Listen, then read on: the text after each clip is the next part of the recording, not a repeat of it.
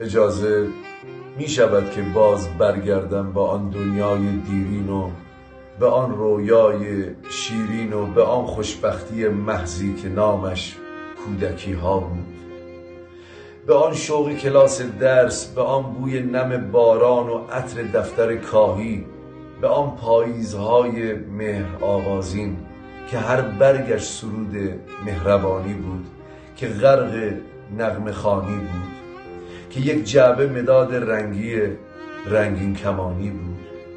اجازه می شود یک شاخه گل در جیب بگذارم و باز از نو میان کیف چرمی سیب بگذارم، که هر کس را که دیدم غصه ای دارد ببخشم قاچی از آن را و از لبخند پر سازم تمام کوچه و پس کوچه و هر خیابان را.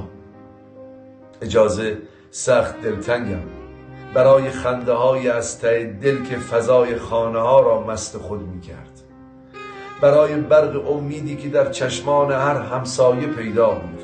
نه اندوهی نه دردی بود و شاید غصه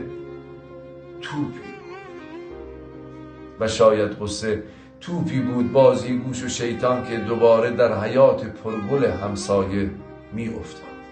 اجازه خستم از قد کشیدن ها و از آن دلخوشی دل بریدن ها. اجازه خستم از رنگ آرامش ندیدن ها.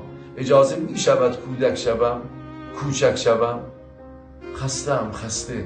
اجازه می شود یک بار دیگر باز برگردم به آن کوچه، به آن خانه، به آن دنیای دیرین و به آن احساس شیرین و به آن خوشبخت بودنها، به آن درس و کلاس و نیمکت هایی که چوبی بود و سرشار از صفا و لطف و خوبی بود، به دنیایی که عطر زندگی میداد کنار همکلاسی های بازیگوش و شیطانی که شاد و خنده رو بودند، که شوخ و بزلگو بودند، که غرق های و هو بودند.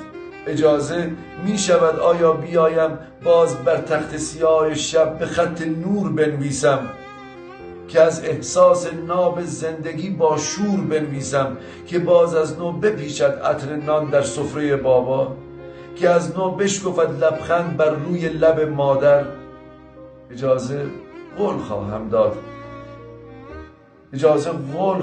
داد پشت خانه همسایه زنگی را نخواهم زد به غیر از زنگ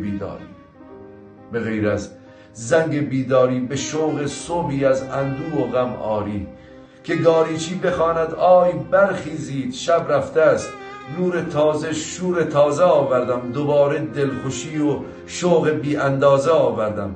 اجازه می شود یک بار دیگر باز برگردم. اجازه سخت دلتنگم برای بار دیگر زندگی کردن.